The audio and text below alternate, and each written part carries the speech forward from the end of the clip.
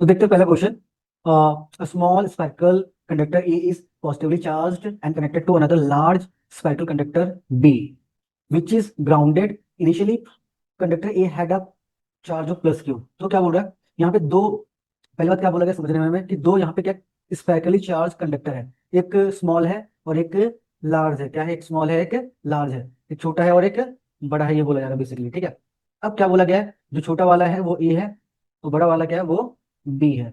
और ए के पास क्या है, पहले से ही पॉजिटिव चार्ज है, क्वेश्चन में लिखा गया। ठीक है, अब क्या किया जा रहा है, ए को बी से कनेक्ट किया जा रहा है। क्या कनेक्टेड का मतलब इनको कॉन्टेक्ट में लाया जा रहा है, या कह लो इनके बीच में कोई वायर लगा दी जाएगी, चाहे इसको कॉन्टेक्ट में लेके आ जाओ या फिर वायर लगा दो, सेम बात है। राइट, तो जब उसको कनेक्ट करेंगे साथ साथ इनके बीच में क्या होगा, चार्ज ट्रांसफर होगा थ्रू द कंडक्शन। राइट, उसके अलावा क्या बोला गया है, जो बी है, बी को हमने क्या कर रखा है, ग्राउंडेड कर रखा है। बोले तो बी को हमने अर्थ में ग्राउंडेड कर रखा है, अर्थिंग कर रखी है। ठीक है, अब तो होगा क्या, ट्राई टू अंडरस्टैंड इसमें। जैसे ही ए और बी में कनेक्शन होगा या कॉन्टेक्ट में आएंगे तो कंडक्शन होगा, कंडक्शन के थ्रू क्या होगा, कुछ चार्ज, तो इस पे क्या होगा, पॉजिटिव चार्ज आने लग जाएगा।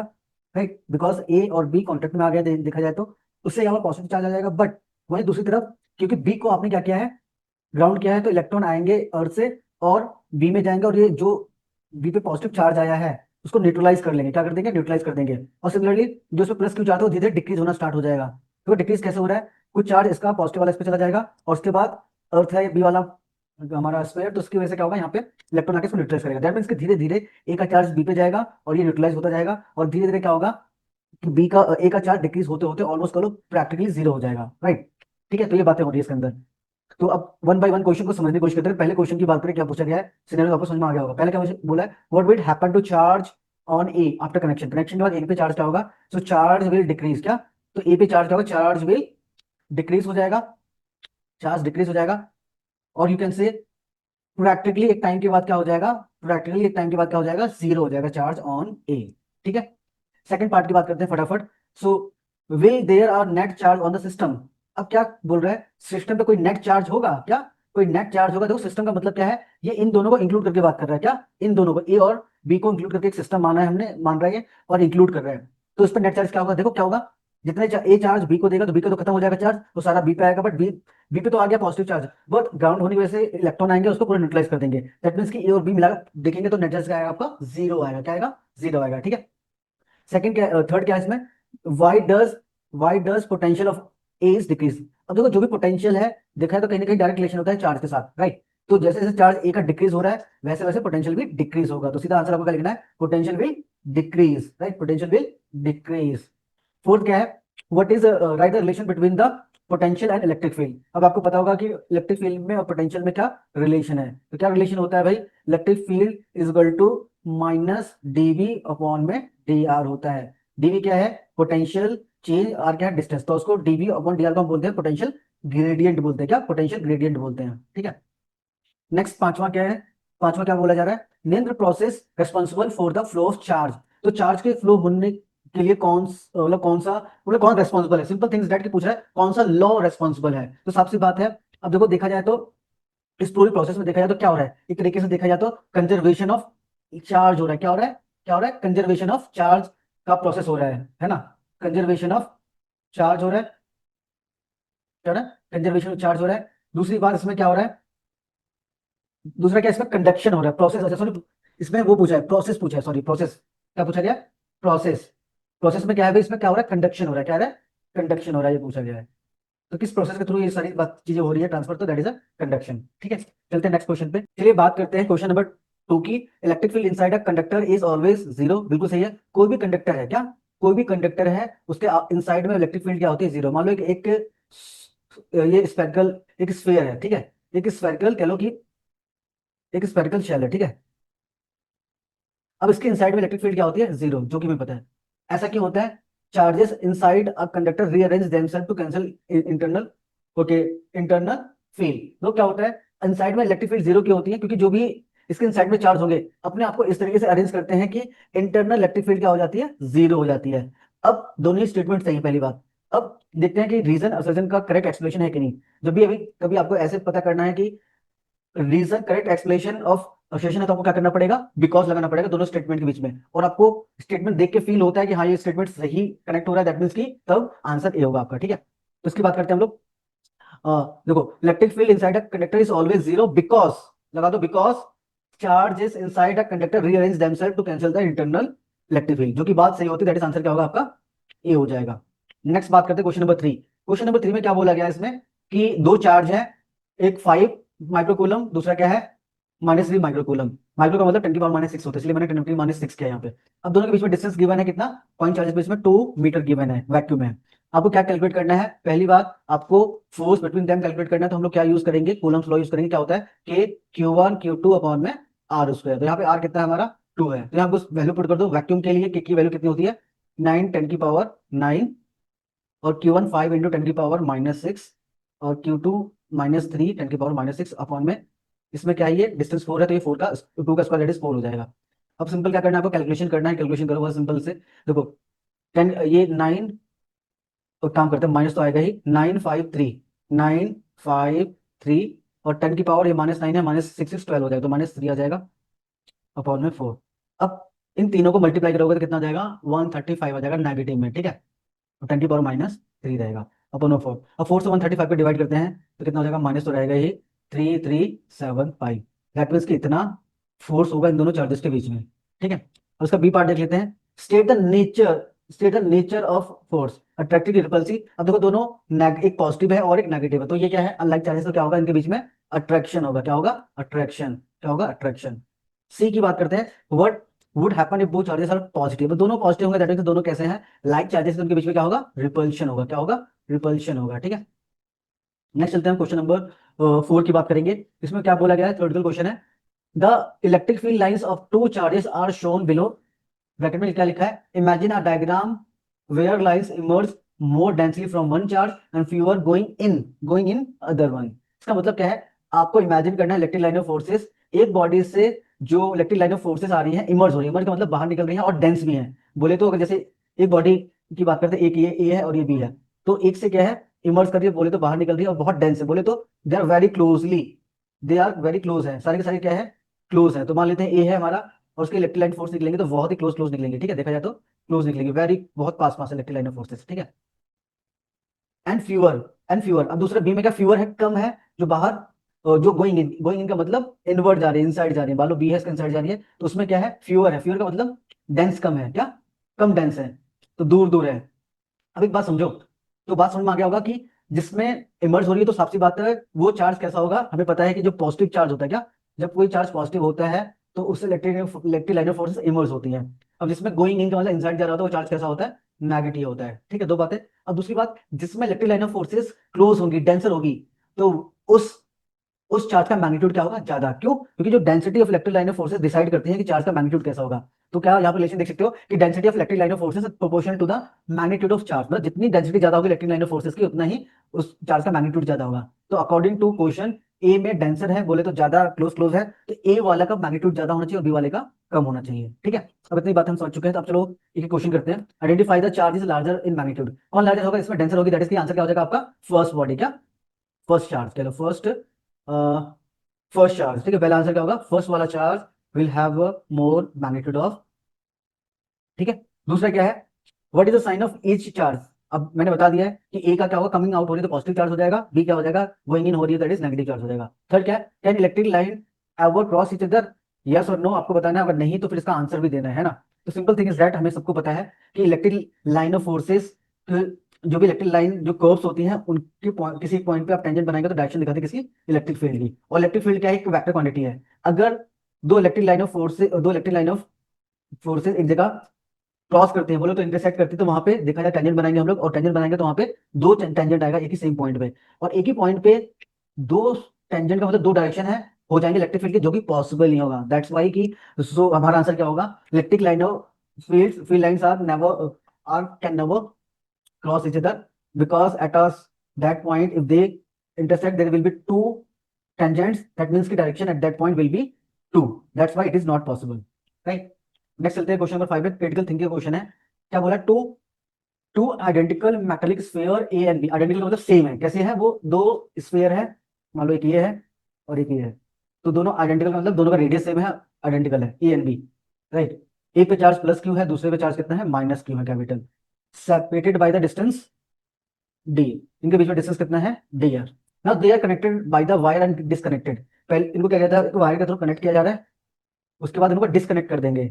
अब देखो इस प्रोसेस में होगा, हुआ क्या, जैसे हमने इनको इनको कनेक्ट किया वायर से, क्या वायर से कनेक्ट किया, दैट मींस कि हमने क्या किया, एक तरीके से इनको कांटेक्ट में ला दिया इनडायरेक्टली। तो सिंपल थिंग इज दैट इनके बीच में क्या स्टार्ट हो जाएगा, जैसे कनेक्ट करेंगे कंडक्शन होना स्टार्ट हो जाएगा। जब भी कंडक्शन होना स्टार्ट हो जाएगा तो चार्ज का डिस्ट्रीब्यूशन होगा, एक बॉडी से दूसरी बॉडी में जैसे भी होना होगा, और फाइनल चार्ज क्या आएगा, दोनों का हम देखेंगे कैसे निकालते हैं। जब कंडक्शन में दो आइडेंटिकल होते हैं, क्या आइडेंटिकल कह लो की बॉडीज होती हैं, तो उनका चार्ज कैसे निकालते हैं। अगर मैं बात करूं चार्ज ऑन ए, तो क्या होगा, दोनों का सम होगा, प्लस और माइनस अपॉन में टू होगा आइडेंटिकल, ठीक है, ए और बी दोनों में ये होगा।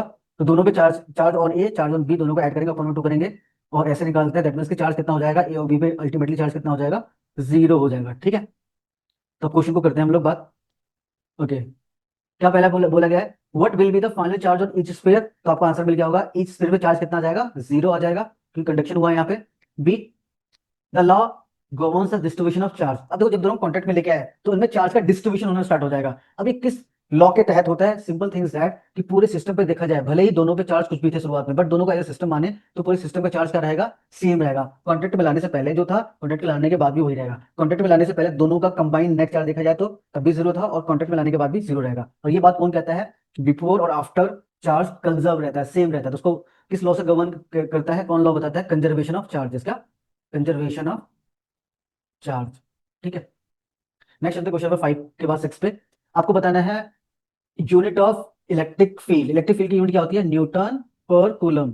नेक्स्ट क्या है, electric field at the centre of uniformly charge ring. अगर कोई भी सिमेट्रिक बॉडी हो, सिमेट्रिक चार्ज डिस्ट्रीब्यूशन हो, तो उसका जहां भी सेंटर बनेगा, राइट, जहां पे भी सिमेट्री बनेगी, अब ऑफकोर्स उसके सेंटर के अबाउट बनेगी, उसकी सिमेट्री क्या बनती है, सेंटर ओ पे। तो जहां पे सिमेट्री बनेगी इसकी, वहां पे इलेक्ट्रिक फील्ड क्या होगा, जीरो होगा, राइट। नेक्स्ट क्या है, work done zero, work done in moving charge on equipotential surface. अब इक्विपोटेंशियल सरफेस, मान लो कोई एक इक्विपोटेंशियल सरफेस है, क्या होता है इक्विपोटेंशियल सरफेस, ऐसे सरफेस जिस सरफेस पर पोटेंशियल हर जगह सेम होता है, चेंज नहीं होता है, कांस्टेंट रहता है, इसको बोलते हैं इक्विपोटेंशियल सरफेस। अब इस इक्विपोटेंशियल सरफेस पे अगर आपको एक पॉइंट से दूसरे पॉइंट तक चार्ज को लेके जाना है तो वर्क डन कितना करना पड़ेगा, जीरो। क्यों, क्योंकि जो चेंज इन पोटेंशियल होता है वर्क डन अपॉन में चार्ज होता है। अब मैं ए और बी पॉइंट मान लूं इक्विपोटेंशियल सरफेस पे, ए पे पोटेंशियल और बी पे पोटेंशियल क्या होगा, सेम, दैट मींस सेम भी पोटेंशियल क्या होगा, zero, that's why work done भी क्या होगा, जीरो। इसलिए इसका आंसर क्या हो जाएगा, जीरो, राइट। तो work done in moving a charge on equipotential surface always zero. Now question number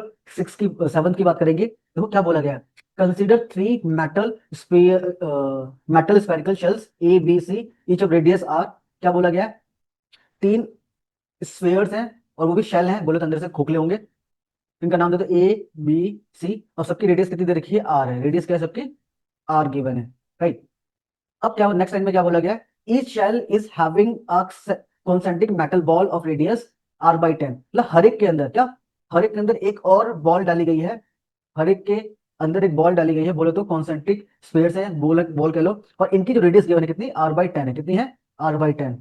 तो देखो बहुत सिंपल सा है, तीन हॉलो स्फीयर्स हैं, उनके अंदर आर बाई 10 रेडियस की बॉल्स डाली गई हैं, ठीक है, तीनों के अंदर ही, ठीक है। अब क्या बोला जा रहा है, the spherical shells A B C are given charges. इतना जो स्फेरिकल शेल है तीनों के तीनों, उनको चार्ज दिया जा रहा है। ए को दिया गया है +6 क्यू, बी को दिया गया है -4 क्यू, एंड सी को दिया गया है 14 Q, right. And their inner metal balls are also given charges. जो अंदर बॉल है उनको भी चार्ज गिवन गिवन है। अगर ए की बात की जाए तो उसको कितना, अंदर वाले को कितना गिवन है, दैट इज -2 क्यू। इसको कितना गिवन है, 8 क्यू प्लस का, इसको कितनी गिवन है, -10 की गिवन है, ठीक है। अब आपको क्या बोलना है, compare the magnitude of electric fields due to shell A, shell B and shell C at a distance 3r from the centre. मतलब तीनों तीनों की इलेक्ट्रिक फील्ड को कंपेयर करना है, तीनों शेल की इलेक्ट्रिक फील्ड को एट अ डिस्टेंस r। अब हमें क्या करना है, देखो सबको इंडिविजुअली आपको डिस्कस करना है। तो अगर मैं बात करूं फिर क्या बोला गया है, 3r डिस्टेंस पे, क्या 3r डिस्टेंस पे सबकी बात की जा रही है, 3r। देखो ये तो r था, तो 3r तो बाहरी होगा, आउटसाइड होगा, 3r, ठीक है। अब 3r डिस्टेंस पे तीनों स्फीयर की वजह से इलेक्ट्रिक फील्ड कितनी होगी, आपको ये डिस्कस करना है। अब बहुत सिंपल है, आपको 3r डिस्टेंस पे पता करना है कि क्या है इलेक्ट्रिक फील्ड। तो क्या करो, 3r डिस्टेंस पे हमें क्या करना है, एक गॉसियन सरफेस बना लेना है। एक गॉसियन सरफेस बनाएंगे तो उसके अंदर क्या होगा, एक स्फीयर बनेगा। गॉसियन सरफेस कैसे बनेगा, इनको इंक्लोज करता हुआ क्या बनेगा, हमारा स्फीयर बनेगा। तो गॉसियन सरफेस क्या बनेगा, स्फीयर बनेगा 3r रेडियस का, ठीक है, ओके। अब यहाँ यूज करना क्या, गॉस थ्योरम। गॉस थ्योरम क्या बोलता है, कि इलेक्ट्रिक फील्ड या का flux through each Gaussian surface equal to Q by epsilon naught. Q क्या होता है? क्यू क्या होता है? क्यू होता है क्यू इनसाइड, मतलब जो भी गॉसियन सरफेस ने नेट चार्ज एंक्लोज किया वो होता है। अब मैं थोड़ा फ्लक्स को थोड़ा चेंज करूंगा। फ्लक्स क्या होता है? इलेक्ट्रिक फील्ड इनटू एरिया होता है। और यहां से इलेक्ट्रिक फील्ड निकालूंगा तो क्या आएगा? क्यू इनसाइड एरिया और एप्सिलॉन नॉट रहेगा। तो कहने का मतलब अब आपको गॉसियन सरफेस के थ्रू इलेक्ट्रिक फील्ड निकालना है तो ये फॉर्मूला यूज करना पड़ेगा। अब एक चीज नोटिस करो, तीनों केस में गॉसियन सरफेस सेम है, तो तीनों में केस में एरिया क्या होगा? स्फेरिकल एरिया होगा, सेम होगा, राइट? ऐसे ही एप्सिलॉन नॉट भी सेम होगा। तो दैट मीन्स कि अगर बात की जाए तीनों की, कि अब देखा जाए तो इनके अंदर में नेट क्या कहते हैं चार्ज कितना होगा वही डिसाइड करेगा। तो मैं पहली बात करता हूँ किसकी? Electric field inside a. तो चार्ज कितना है इस गॉसियन सरफेस में? देखो पहली बात तो शेल के ऊपर +6q चार्ज है, नेट चार्ज लिखना पड़ेगा +6q। उसके बाद जो अंदर वाला स्फीयर है उसके अंदर चार्ज कितना गिवन है? -2q गिवन, कितना? -2q। और अपॉन में क्या होगा? ए एप्सिलॉन नॉट होगा, A epsilon naught. Similarly B की बात करें, आउटर स्फीयर में -4q है और अंदर जो है 8q है, A epsilon naught. Similarly C की बात करेंगे हम लोग, तो अंदर कितना चार्ज है? तो नहीं, बाहर कितना? 14q। और अंदर कितना है स्फीयर जो चार्ज है वो -10q अपॉन में ए एप्सिलॉन नॉट। अब सबको कंपेयर करेंगे, सबका निकालेंगे। देखो क्या हो, 6 और 2 माइनस हो जाएगा 4q अपॉन में ए एप्सिलॉन नॉट। सिमिलरली यहाँ पे देखेंगे, यहाँ पे क्या होगा? 4q अपॉन में ए एप्सिलॉन नॉट। थर्ड वाले में देखेंगे तो इसमें भी क्या आ जाएगा? ये कितना था? 10 था, तो ये भी प्लस का 4q ए एप्सिलॉन नॉट। तो अब तीनों को देखेंगे, कंपेरिजन करने को बोला गया था, तो तीनों का क्या है? सेम आया। तो आप बता देंगे तीनों का जो भी है इलेक्ट्रिक फील्ड सेम आया है 3r डिस्टेंस में, ठीक है? ओके, नेक्स्ट चलते हैं क्वेश्चन नंबर 8 में। क्या बोला गया है? Two charges -q each are place at vertices A B of an equilateral triangle ABC. क्या बोला गया है? एक इक्विलैटरल ट्रायंगल है, क्या है? एक इक्विलैटरल ट्रायंगल है, लाइक दिस। एबीसी है मान लेते हैं, इसका ए वाला पॉइंट ये है, बी वाला पॉइंट ये है और सी वाला वाला पॉइंट ये है, ठीक है? अब इनके ए और बी पे क्या, ए और बी जो पॉइंट है वहां पे क्या रखा है? -q चार्ज रखा है, -q यहाँ पे और -q बी पे रखा गया, right? If M is a mid point of A B, M क्या है? ए बी का मिड पॉइंट है, ये क्या है? मिड पॉइंट है। अच्छा एक चीज और जान लो, जो भी इक्विलैटरल ट्रायंगल होते हैं उसके सारे इंटीरियर एंगल का एंगल कितने होते हैं? 60 डिग्री होते हैं, ठीक है? ओके, अब मिड पॉइंट है एबी का। Net field at C will be along, net field at C, C पे नेट फील्ड कितना होगा? मतलब कि यहाँ पे निकालना है फील्ड। अब यहाँ पे फील्ड किसकी वजह से होगा? ए की वजह से, क्योंकि ए पे चार्ज कितना? -q है, और बी की वजह से होगा, इसमें -q है। अब इन दोनों की वजह से क्या होगा? फील्ड लगेगा ए सी पॉइंट पे, बट डायरेक्शन क्या रहेगी? अगर इसकी बात की जाए ए की, क्योंकि नेगेटिव है तो सी पे टूवर्ड्स द ए रहेगा, दैट इज फील्ड की डायरेक्शन क्या रहेगी? ये रहेगी, due to charge at A. Similarly ये भी बी वाला नेगेटिव है तो इसमें भी क्या रहेगा? डायरेक्शन कुछ ये रहेगा, towards the negative charge, right? अब देखो एक चीज नोटिस करो, due two point charge formula क्या होता है इलेक्ट्रिक फील्ड का? के क्यू अपॉन में आर स्क्वायर होता है। अब एक चीज नोटिस करो, क्योंकि देखो दोनों ही चार्ज सेम है, और क्योंकि इक्विलैटरल ट्रायंगल सारे साइड क्या होते हैं? इक्वल। मान लो ए है, ये भी ए होगा तो ये भी ए होगा, तो दोनों दोनों केस में डिस्टेंस भी सेम है और चार्ज सेम है, दैट मींस मैं कह सकता हूं, तो अगर यहाँ इलेक्ट्रिक फील्ड ई है तो यहाँ भी इलेक्ट्रिक फील्ड ई होगी। अब दोनों इक्वल लग रहे हैं, इक्वल लग रहे हैं, तो जब भी इक्वल लगते हैं तो सिंपल थिंग इज दैट उनका जो नेट आएगा इन दोनों के बीच में 30 डिग्री एंगल पे आएगा, जो कि एक मीडियन बनता है, और मीडियन मिड पॉइंट से पास होता हो जाएगा। दैट मींस कि जो नेट फील्ड की डायरेक्शन आएगी, क्या नेट फील्ड की डायरेक्शन क्या आएगी? सी टू एम की तरफ रहेगी। तो आंसर क्या होगा आपका? डी हो जाएगा, डी फोर दिल्ली हो जाएगा, सिंपल। तो ये डायरेक्शन आपको बताना है कि डायरेक्शन में होगा ए बी सी जो भी लिखा है इसमें, ठीक है? देख लेना। क्वेश्चन नंबर चलते हैं हम लोग 9 की तरफ। 9 बहुत ही प्यारा क्वेश्चन है, समझने वाला क्वेश्चन है। तो पहले हम बात कर लेते हैं पहले क्वेश्चन की। What is the difference between the open surface and close surface? Open surface क्या होता है? क्लोज सरफेस क्या होता है? देखो सबसे पहली बात, ओपन क्लोज में डिफरेंस पता करते हैं हम लोग क्या होता है।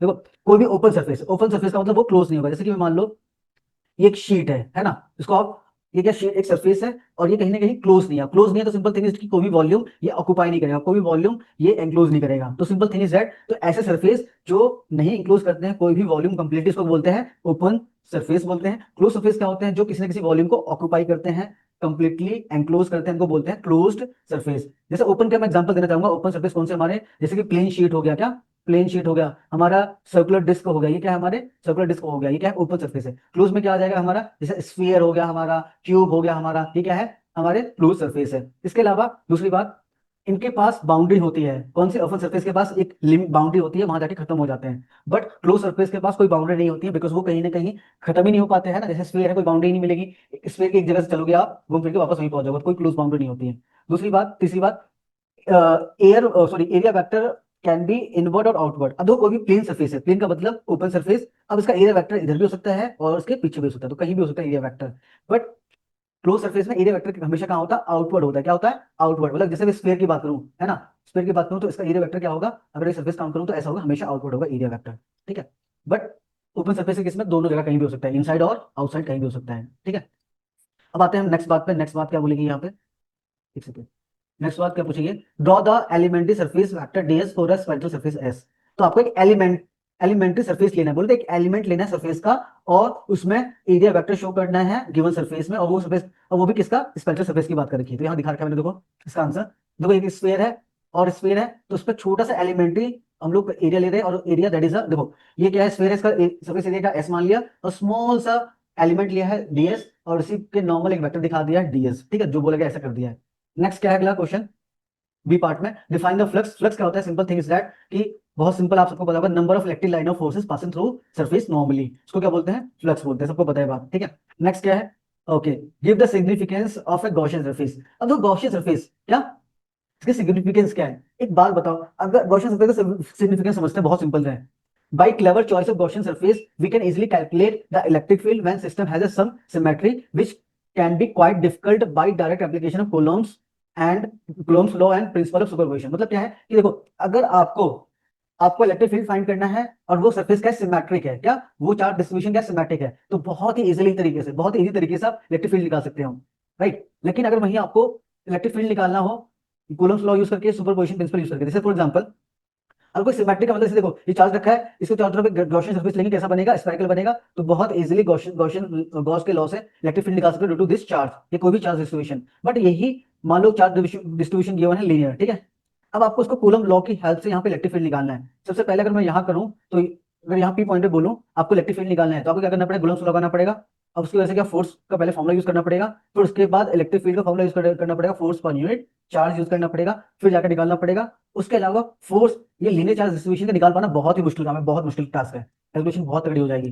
दैट्स वाई कि अगर सिमेट्रिक डिस्ट्रीब्यूशन है, सिमेट्री कहीं दिख रही है आपको, सीधा गॉसियन सरफेस वहां पे एज्यूम करो इमेजिनरी, और गॉस लॉ का यूज करके बहुत ही इजीली आप आंसर निकाल सकते हो। दैट्स वाई कि ये इसका यही इंपॉर्टेंस है कि ये कैलकुलेशन को बहुत ही इजी बना देता है इलेक्ट्रिक फील्ड को फाइंड आउट करने के लिए, राइट। नेक्स्ट क्या लिखा है, इसी में ही पार्ट है, a charge outside a Gaussian surface does not contribute to the total electric flux to the surface Y. तो क्या कहा जा रहा है, जब भी हम फ्लक्स निकालते हैं, क्या थोड़ा आगे कर लेते हैं, देखो क्या क्वेश्चन ये है कि अगर मान लो फॉर एग्जांपल के तौर पे, ये मान लो स्फीयर है, क्या एक स्फीयर है, अब इसके अंदर एक चार्ज रखा हुआ Q1 और उसके बाहर चार्ज रखा हुआ है, राइट।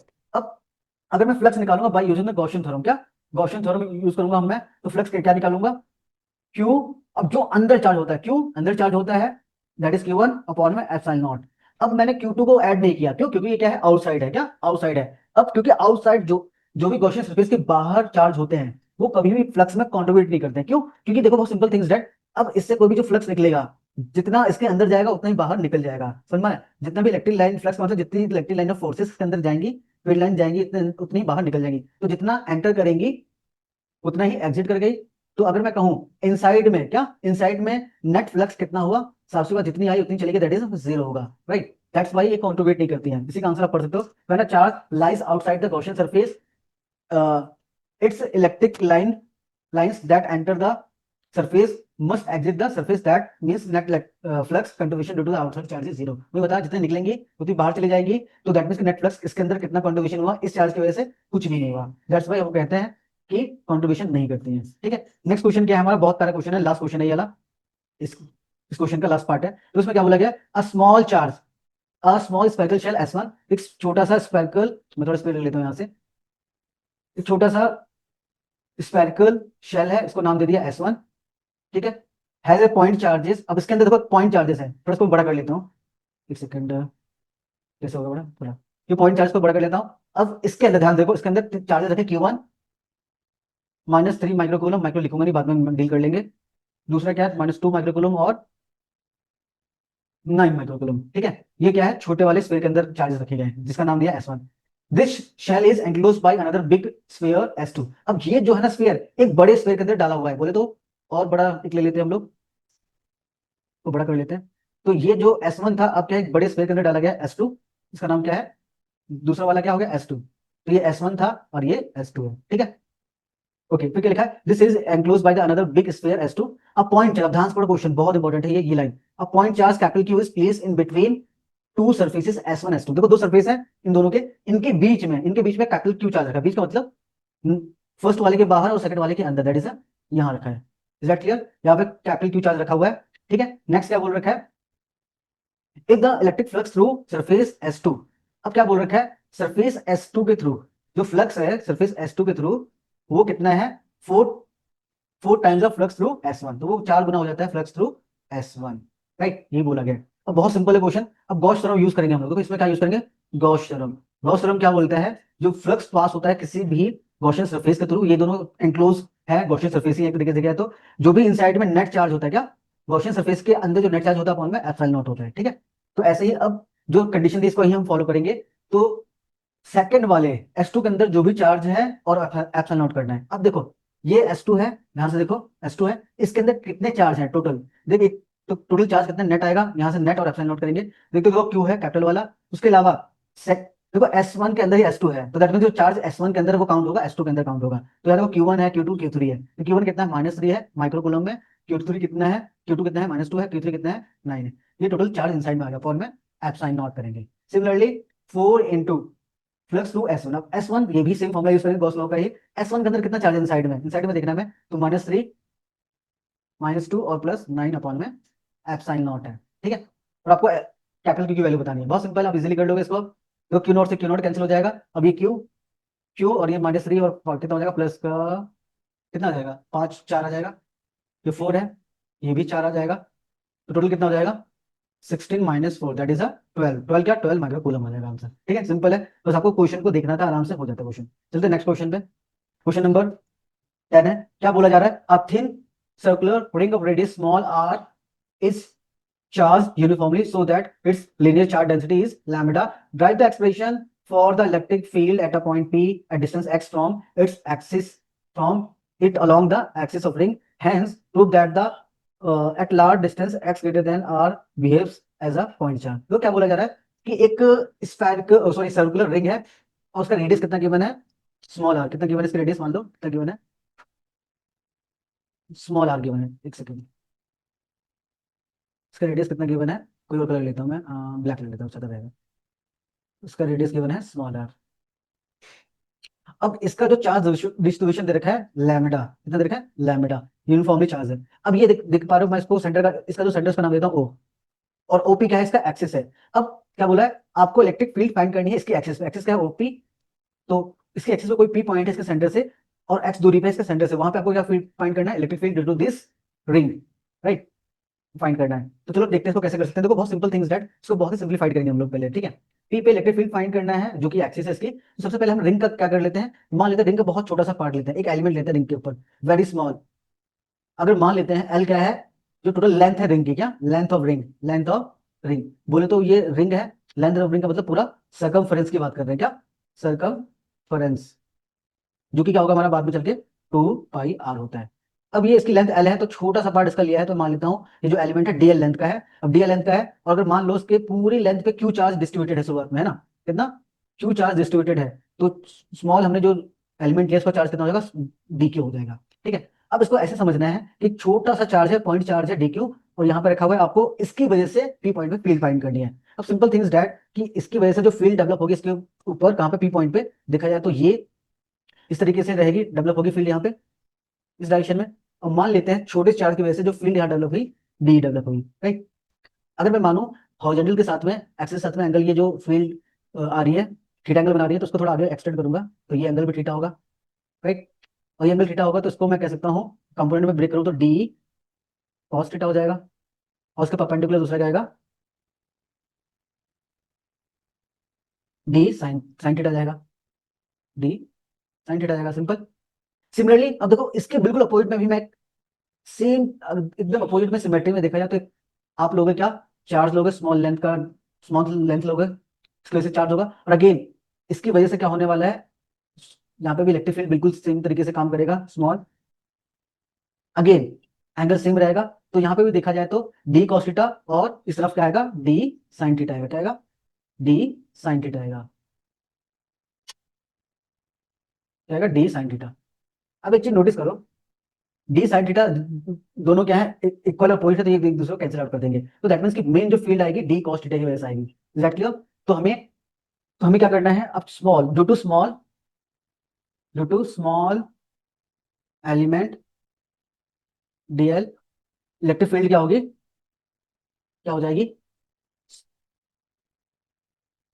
डी साइन थीटा हो जाएगी, राइट। अब D cos theta, sorry sine theta गलत लिख दिया मैंने, क्या होगी कॉस थीटा, क्या हो जाएगी कॉस थीटा, ठीक है। अब इसको बिल्कुल पॉइंट चार्ज कंसिडर करना है, तो क्या फॉर्मूला होता है, के क्यू, क्यों मतलब बोले तो स्मॉल क्यू है यहाँ पे चार्ज, डी क्यू हो जाएगा, डी क्यू अपॉन में आर, आर क्या हमारा ये है, आर स्क्वायर होता है तो ये डिस्टेंस कितना हो जाएगा, देखो ये आर है रेडियस और ये डिस्टेंस एक्स है, तो क्या हो जाएगा रूट में X square plus R square हो जाएगा। तो यहाँ पे रूट के अंदर X square plus R square रखोगे, और इसमें फॉर्मूला क्या आता है, स्क्वायर होता है, स्क्वायर हो जाएगा। और ये क्या है हमारा कॉस थीटा, तो कॉस थीटा इस ट्रायंगल से निकालेंगे, देखो ध्यान से, पी ओ उसको नाम दे दो ए, तो इसमें कॉस थीटा निकालेंगे तो आपका बेस अपॉन में हाइपोटेन्यूस होता है, बेस एक्स हो जाएगा, हाइपोटेन्यूस क्या हो जाएगा, रूट के अंदर X square plus R square हो जाएगा। तो इसको टोटल करूँ तो के डी क्यू एक्स अपॉन में, देखो ये स्क्वायर करेंगे तो ये X square plus R square हो जाएगा, फिर रूट के अंदर X square plus R square होगा। दैट मीन्स की K D Q X upon में एक्स की एक्स स्क्वायर आर स्क्वायर की पावर 3/2 हो जाएगा, दोनों को ऐड करेंगे, पावर 1/2 है 1 है, ठीक है। अब देखो ये क्या है, due to small element, right, due to small element था फोर होल, अब क्या करेंगे इसको इंटीग्रेट करेंगे पूरी length for whole length of ring, बोले तो सर्कमफ्रेंस के लिए हम लोग क्या करेंगे, इसको क्या करेंगे इंटीग्रेट कर देंगे पूरे इसको, कि D Q X X square plus R square 3/2। अब हम एक काम यहाँ पे ये भी कर सकते हैं, वी नो दैट कि जो लीनियर चार्ज डेंसिटी होती है लैम्डा, वो चार्ज अपॉन में लेंथ होती है, तो यहाँ पे छोटा चार्ज लिया, छोटी सी लेंथ आ जाएगी डीएल, तो दैट मीन्स कि जो चार्ज आएगा यहाँ से d q equal to lambda dl आ जाएगा। अब यहाँ पे जहाँ पे डी क्यू वहाँ लैम्डा डीएल रख देंगे हम लोग, तो अगले आगे चलते हैं हम लोग, तो यहाँ पे क्या हो जाएगा के लैम्डा डीएल एक्स अपॉन में एक्स स्क्वायर आर स्क्वायर 3/2, और इसको इंटीग्रेट करेंगे हम लोग।